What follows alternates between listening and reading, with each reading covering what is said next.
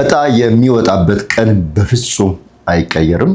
እሱም የካቲት 28 2018 ዓመተ ምህረት ነው።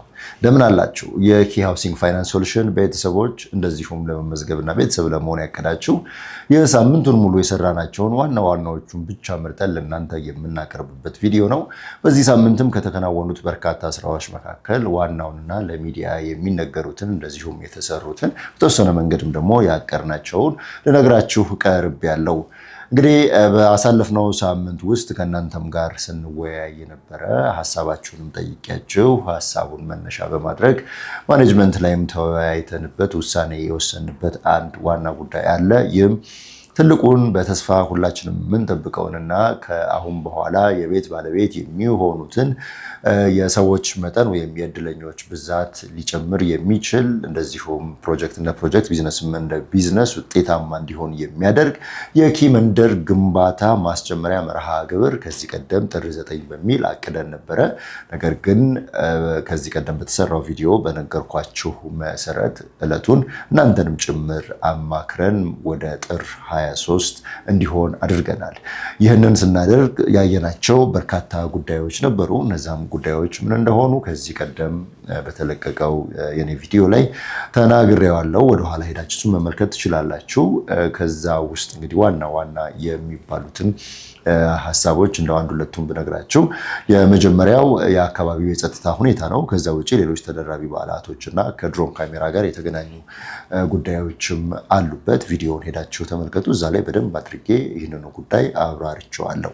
ሌላኛው ባሳለፍነው ሳምንት ውስጥ እንግዲህ ከምንሰራቸው ስራዎች ውስጥ ግንባር ቀደሙ አድርገን እየተንቀሳቀስንበት የምንገኘው ተመዝጋቢዎቻችንን የቤት ባለቤት ለማድረግ በአመት 2 ጊዜ ዕጣ ማውጣት ግድ ይለናል። በዚሁ መሰረት ከዚህ ቀደም በነበረው አሰራር እንዲሁም በተለየ መንገድ የአሁኑ ዕጣ ማውጣት መርሃ ግብር የተሻለ ለማድረግ እየሰራን እንገኛለን።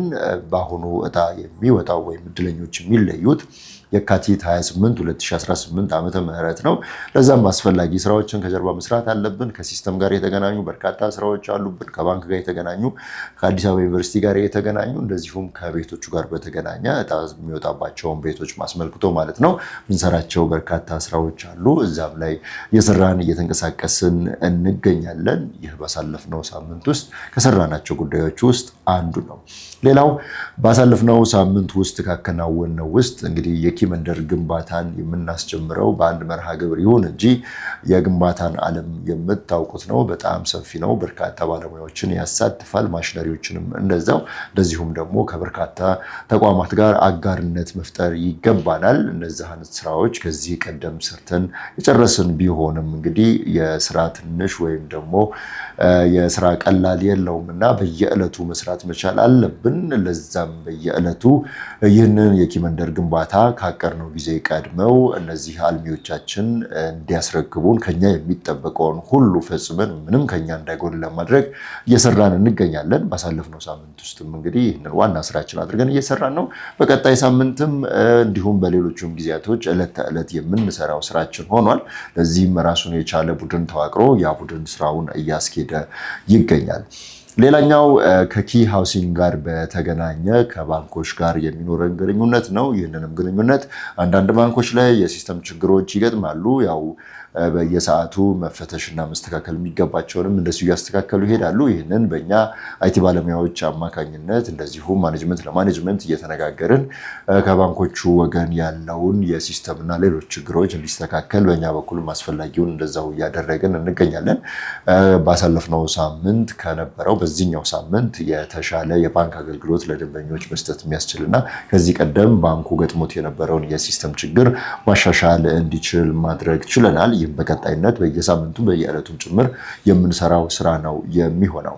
ሌላኛው ኪ ሃውሲንግ የተሻለ ስራ ለመስራትና ውጤቱን በዛው ልክ እንዲሆን አንዳንድ አሰራሮችን በየጊዜው እየቃኘ እያየ ሪፎርም ያደርጋል። ሪፎርም ስናደርግ የሀሳብ የተለያዩ አሰራር መንገዶችን ነው። በዛው መሰረት እንግዲህ በውስጥ የኪ ሃውሲንግ ማርኬቲንግ ቲም ምን ይመስላል፣ ከደንበኞች ጋር ያለው ነገር ምን ይመስላል፣ ፕሮጀክት ላይ ያለው ነገር ምን ይመስላል፣ ሌሎችንም ጭምር በማየት አንዳንድ የአሰራርና የአካሄድ ሪፎርሞችን እያደረግን እንገኛለን። ለሰራተኞቻችንም የስልጠና ሞጁል እያዘጋጀን ነው የምንገኘው። የተሻለ አገልግሎት በሰጠን ቁጥር የደንበኛ እርካታ መጠን ይጨምራል። ኦብቪየስሊ ይሄ የሚታወቅ ነው። ስለዚህ ከዚህ አኳያ ከኛ የሚጠበቁትን ስራዎች እያደረግን እንገኛለን።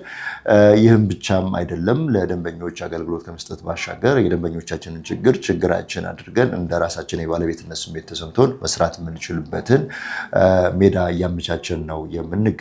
አሁን ያለው በቂ አይደለም ብለን ስለምናምን ተጨማሪ ሌሎች አማራጮችንም እየፈለገን እንገኛለን።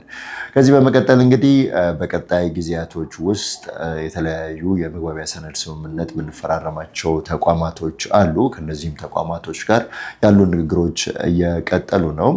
ጊዜው ሲደርስ እነዚህ ተቋማቶች ጋር የሚኖረንን ስምምነት ለእናንተ የምናሳውቅ ይሆናል። ኪ ሃውሲንግ በተሻለ መንገድ የተሻለ ውጤት ለማምጣት ዘውትር ይተጋል። ይህንንም የተመለከተው ማኔጅመንት ትኩረት ሰጥቶ በዚህ ጉዳይ ላይ እየሰራ ይገኛል። የመጨረሻው ባለፈው ሳምንት ውስጥ ከተከናወኑት ውስጥ ለእናንተም ልታውቁትና ልንነግር የሚገባው ጉዳይ ምዝገባን አስመልክቶ ነው። ከሳምንት ሳምንት የተመዝጋቢ መጠን እየጨመረ ቁጥሩም ከፍ እያለ በኋላ ከሚኖር መጨናነቅም ተመዝጋቢው አሁን ላይ መመዝገብን እየመረጠ ነው። በአባሎች አማካኝነት በርካታ ቁጥሮች ወይም ደግሞ ተመዝጋቢዎች እየመጡ ነው የሚገኙት። እነዚህ አባሎች ተመዝጋቢዎችን ሪፈር ሲያደርጉም ደግሞ እኛም ለማስታወቂያና ሌሎች ወጪ እናወጣ የነበረውን በጀት ወደዚህ በማዞር ለተመዝጋቢዎቻችን ወራዊ ቁጠባም ሆነ ህይወት መደጎሚያ እንዲያግዛቸው በእያንዳንዱ ተመዝጋቢ 3000 ብር የተጣራ ኮሚሽን እንከፍላለን። አፊሊየት አድርገናቸው በዚሁ መሰረት በክፍያም እየተጠቀሙ እንደዚሁም ወዳጅ ዘመዶቻቸውን የኪ አባል እያደረጉ አብረውን እየሰሩ የሚገኙ በርካታ አባሎች አሉን። ኪ ሃውሲንግ በቀጣይ መንደር ያስገነባል። ይህ የኪ መንደር የኪ አባላቶች ከወዳጅ ዘመዶቻቸው ጋር ጎረቤት ሆነው የሚኖሩበት ነው። ያንን ጉርብትናቸውን የሚጀምሩት ዛሬ አብረው ሲመዘገቡ ነው። ስለዚህ ተመዝግባችሁ እድላችሁን እየተጠባበቃችሁ የምትገኙ ሌሎች ያልተመዘገቡትን ወዳጅ ዘመዶቻችሁን እንድታስመዘግቡ የተለመደው ጥሪያችን ይድረሳችሁ። ይህ የኪ ሃውሲንግ ኪ ሲኤችኤፍ ሞዴል የማይደገምበትና እድሉ የማይገኝበት ቀን ቅርብ ነው። ስለነበረን ቆይታ በጣም እናመሰግናለን። መልካም ሳምንት ይሁንልን።